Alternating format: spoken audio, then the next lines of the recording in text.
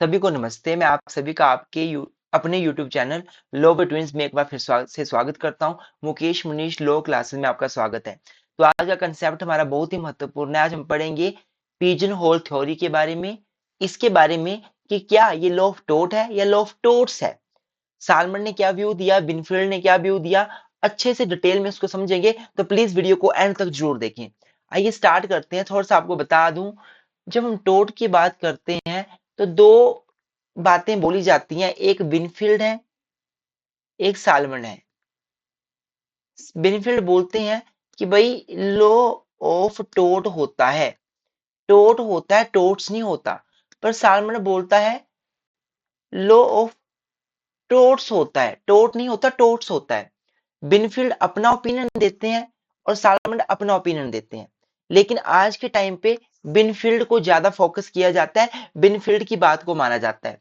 बिनफील्ड इस बात पे फोकस करते हैं कि टोट का मतलब है किसी भी रोंगफुल एक्ट से जो किसी व्यक्ति के राइट्स को खत्म करता हो, चाहे वो टोट पहले से पता था या नहीं था।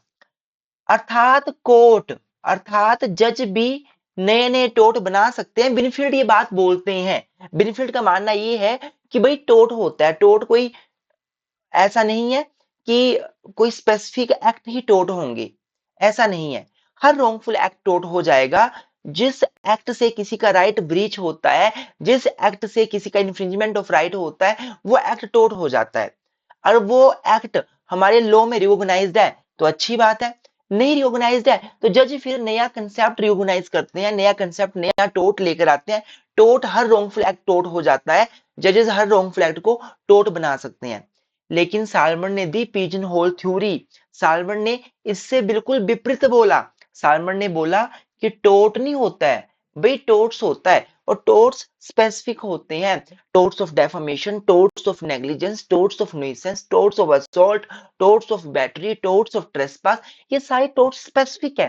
और अगर आपका केस इनके एसेंशियल कंडीशंस में पड़ेगा तभी टोट होगा। हर रॉन्गफुल एक्ट टोट नहीं होता। साल्मन बोलता है हर रॉन्गफुल एक्ट टोट नहीं होता। तो इसके बारे में अच्छे से पढ़ेंगे। आइए आगे चलते हैं। तो इंट्रोडक्शन के साथ शुरुआत करते हैं। सबसे पहले तो it is a one of most debated question in the law of torts, whether it is law of टोट और लॉ ऑफ टोट्स। क्या ये टोट है या टोट्स है। टोट का मतलब है कि भाई हर एक रॉन्गफुल एक्ट टोट होगा, चाहे वो लॉ में रिकॉग्नाइज है या नहीं है। और टोट्स का मतलब है कुछ एक रॉन्गफुल एक्ट्स ही आपके टोट्स होंगे जो स्पेसिफिकली डेवलप किए गए हैं बाय लेजिस्लेचर्स। तो ये इसी की वजह से एक थ्योरी आई डेवलप हुई, वो पिजन होल थ्योरी थी जो साल्मन ने दी थी। और ये थ्योरी इसकी बिनफील्ड से अलग है। बिनफील्ड तो बोलते हैं हर रॉन्गफुल एक्ट टोट होता है, और ये टोट है, टोट्स नहीं है। टोट कोई स्पेसिफिक थिंग्स नहीं होती है, ये जनरल हर रॉन्गफुल एक्ट ही टोट हो जाता है।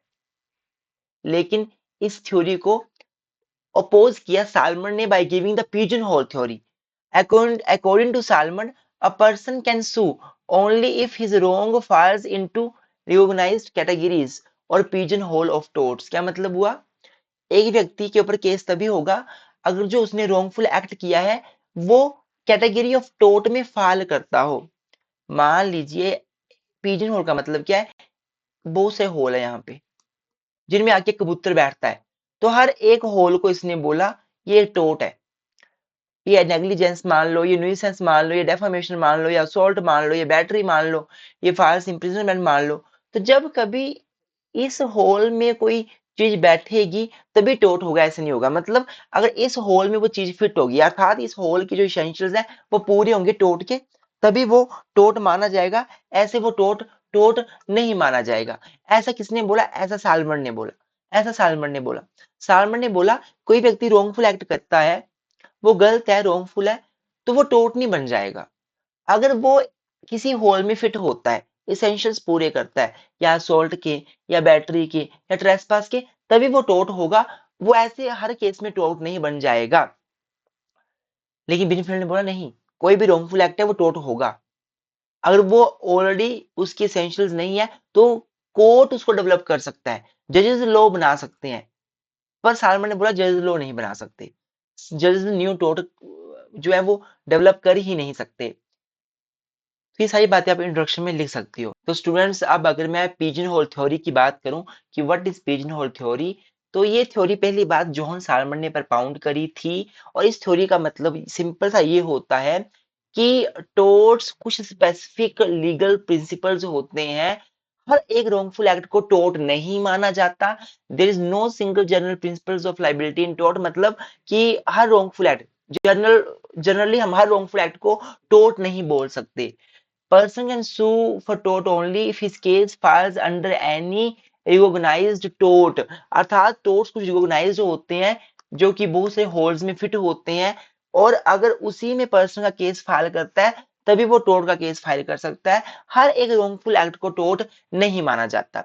In simple word, a pigeon hole means a separate compartment or box। Salmon compare the law of torts to a cupboard having many holes, many pigeon holes. मतलब salmon ने क्या बोला कि जैसे एक अलमारी होती है, उसमें बहुत सारे होल्स होते हैं, आके कबूतर बैठते हैं, तो उसी प्रकार से टोर्ट्स में भी बहुत सारे टोर्ट्स हैं स्पेसिफिक। और जब वो टोर्ट्स में केस आपका फाइल करेगा तभी आप केस फाइल कर सकते हो। अगर कोई रॉन्गफुल एक्ट है पर उसका कोई टोर्ट डिक्लेयर नहीं हुआ है कहीं किसी लेजिस्लेचर के जरिए, तो आप केस भी फाइल नहीं कर सकते। It is law of torts, many specific torts, not the law of tort. ये टोर्ट्स है, टोर्ट नहीं है, ऐसा सालमन ने बोला। एग्जाम्पल के रूप में मान लीजिए, imagine there are 10 lockers, 10 lockers बोल लो, 10 होल बोल लो, 10 प्रकार की कोई आप अलमीरा में होल बोल लीजिए। तो हर एक लॉकर अपने आप में एक टोर्ट रिप्रेजेंट कर रहा है। तो एक लॉकर नेग्लिजेंस को लेकर है, एक डेफामेशन को, एक ट्रेसपास को, न्यूसेंस को, असोल्ट को, बैटरी को, फाल्स इंप्रिजनमेंट को, डिसीट को, पासिंग ऑफ को, मैलिशियस प्रोसिक्यूशन को। मतलब हर एक होल एक अलग से टोट रिप्रेजेंट करता है। और जो टोट है, जो हर एक होल एक टोट रिप्रेजेंट करता है, उस टोट के अपने ये इसेंशियल्स हैं, और उन इसेंशियल्स में जब केस फिट होगा तभी आप केस फाइल कर सकते हो। ये सालमन बोलना चाहते हैं। सालमन ने क्या व्यू दिया, सालमन क्या बिलीव करते हैं, Salmond believe that law of torts consist several independent torts. Law of tort जो हमारा सब्जेक्ट है, उसमें बहुत सारे टोर्ट्स आते हैं। कोई यूनिवर्सल प्रिंसिपल नहीं है कि हर सिविल रॉन्ग, हर रॉन्गफुल एक्ट टोर्ट बन जाएगा, ऐसा बिल्कुल नहीं है। हर एक रॉन्गफुल एक्ट के कुछ एसेंशियल्स होते हैं, जब उसमें केस फाइल होगा तभी वो टोर्ट बनेगा। Court can not create the completely new tort. मान लीजिए कोई रॉन्गफुल एक्ट है जो पहले से टोर्ट नहीं है, तो कोर्ट के पास केस आएगा तो कोर्ट एक नया टोर्ट तैयार नहीं कर सकता। अगर तो रिकॉग्नाइज है, पिजन होल में फिट बैठ रहा है, ये होल जो है वो रिप्रेजेंट कर रहे हैं हर प्रकार के टोर्ट को। अगर ये ऐसे नेग्लिजेंस को रिप्रेजेंट कर रहा है, न्यूसेंस को, या डेफामेशन को, ट्रेसपास को, ये असोल्ट को, बैटरी को, फॉल्स इंप्रिजनमेंट को, मैलिशियस प्रोसिक्यूशन को, डिसीट को, फ्रॉड को, हर एक टोट अलग से एक, हर एक होल अलग से टोट के इसेंशियल्स को रिप्रेजेंट कर रहा है। हर एक टोट के इसेंशियल्स होते हैं। कोई रॉन्गफुल एक्ट कोई व्यक्ति करता है पर वो किसी भी होल में फिट नहीं बैठ रहा, इसेंशियल्स कोई भी, किसी प्रकार के इसेंशियल्स पूरे नहीं हो रहे हैं, तो हम उसको टोट नहीं मानेंगे। कोर्ट कंप्लीटली नया टोट तैयार नहीं कर सकता। अर्थात सालमन ये बोलना चाहते हैं कि जज नया टोट बना ही नहीं सकते।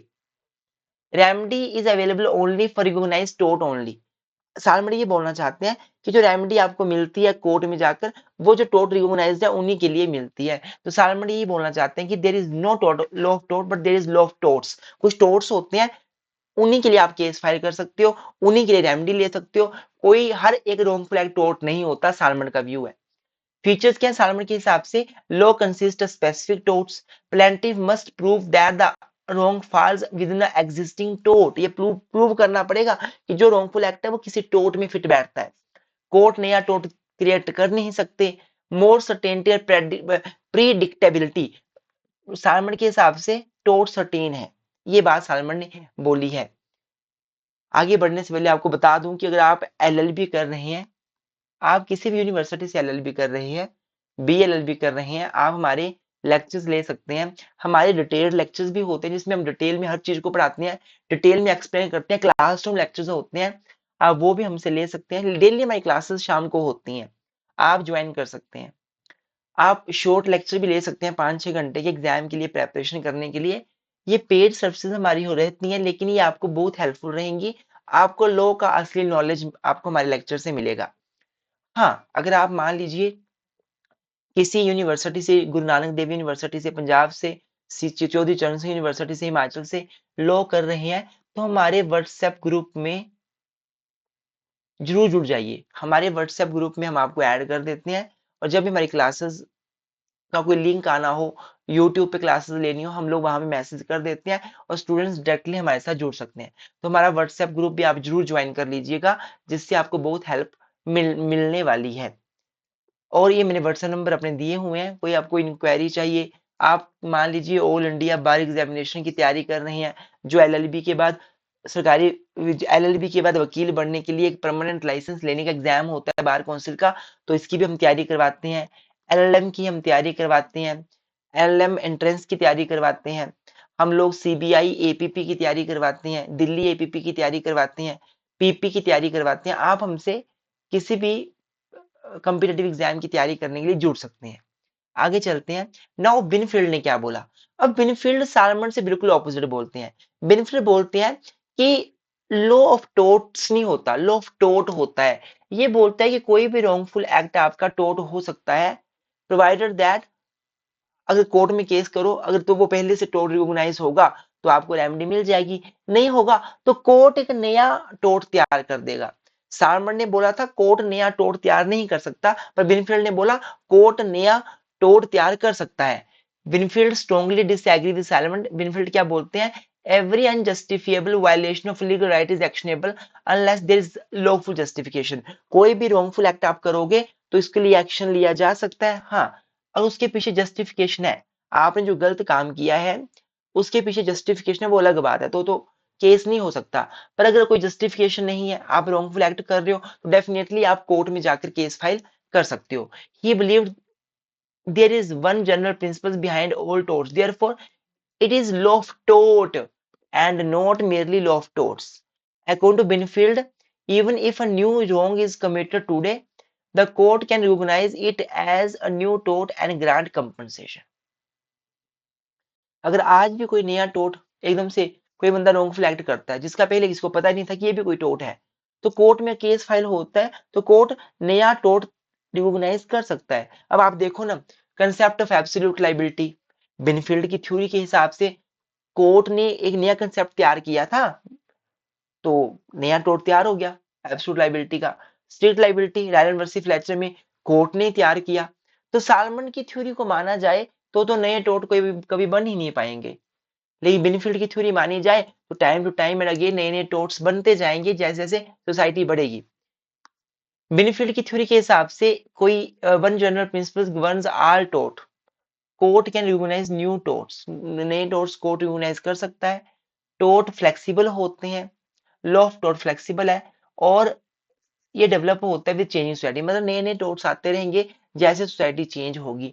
बेनिफिट थ्योरी की हम एग्जांपल लें तो एग्जांपल के तौर पे suppose a new technology artificial intelligence causes a new kind of civil injury. मान लो भी आर्टिफिशियल इंटेलिजेंस आ गया है, एआई आ गया है, इससे किसी को सिविल इंजरी होती है और वो कोर्ट में जाता है, केस करता है मुझे सिविल सिविल इंजरी हो गई इसके आर्टिफिशियल इंटेलिजेंस की वजह से। तो सालमन की बात देखी जाए तो सालमन के हिसाब से तो कोर्ट नया टोट तैयार कर नहीं सकता, रॉन्गफुल एक्ट टोट होता नहीं हर एक, बस वो रिकॉग्नाइज होना चाहिए। अब ये तो नया कंसेप्ट है, ये तो रिकॉग्नाइज अभी तक है नहीं लेजिस्लेचर के जरिए। तो बिनीफील्ड बोलता है कि स्टिल कोर्ट अपना माइंड अप्लाई करके अगर रॉन्गफुल एक्ट हुआ है, उसके पीछे जस्टिफिकेशन नहीं है, तो टोट इसको डिक्लेयर किया जा सकता है। The court can create new टोट एंड अवार्ड कंपनसेशन। ये बिनफील्ड का ये बहुत अच्छा एग्जाम्पल है। दोनों में डिफरेंस क्या है बिनफील्ड और सालमन में? ये सालमन है, बिनफील्ड है। बात की जाए, सालमन बोलता है टोट्स और बिनफील्ड बोलता है लॉ ऑफ टोट। सालमन बोलता है कि टोट्स जो होते हैं वो स्पेसिफिक होते हैं, डेफामेशन, न्यूइसेंस, नेग्लिजेंस, असॉल्ट स्पेसिफिक है, हर रॉन्गफुल एक्ट टोट नहीं होता। लेकिन बिनफील्ड बोलता है कि नहीं, हर रॉन्गफुल एक्ट टोट होता है, हाँ उसके पीछे जस्टिफिकेशन नहीं होनी चाहिए। जरूरी जरूरी नहीं है कि टोट स्पेसिफिक होंगे, टोट स्पेसिफिक नहीं भी होते, बहुत बार हर रॉन्गफुल एक्ट को टोट माना जाएगा। तो सालमन के हिसाब से कोर्ट नए टोट्स क्रिएट नहीं कर सकते, पर बिनफील्ड बोलता है कोर्ट नए टोट्स क्रिएट कर सकते हैं। सालमन के हिसाब से टोट ज्यादा रिजिड है और बेनिफिट के हिसाब से अप्रोच फ्लेक्सिबल है, नए नए टोट्स क्रिएट हो सकते हैं। सालमंड की अप्रोच क्लोज्ड सिस्टम है और बेनिफिट की अप्रोच ओपन सिस्टम है। बेनिफिट के हिसाब से हर रॉन्गफुल एक्ट टोट बन जाता है और उसके पीछे जस्टिफिकेशन नहीं है।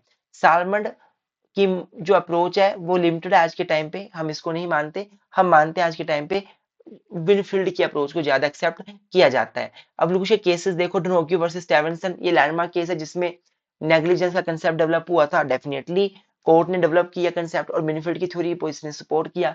रैलन वर्सेस फ्लेचर, इसमें भी आपको पता है इसमें principle of no fault liability that is strict liability develop हुआ और जो स्ट्रिक्ट लाइबिलिटी डेवलप हुआ वो कोर्ट ने डेवलप किया, बेनिफिट की थ्योरी को इसने फॉलो किया। अश्वे वर्सेस बाइट, जिसमें बोला गया था ईवी जस्ट ईबी रेमडियम, जहां पे आपको राइट मिलता है वहां रेमडी भी मिलती है।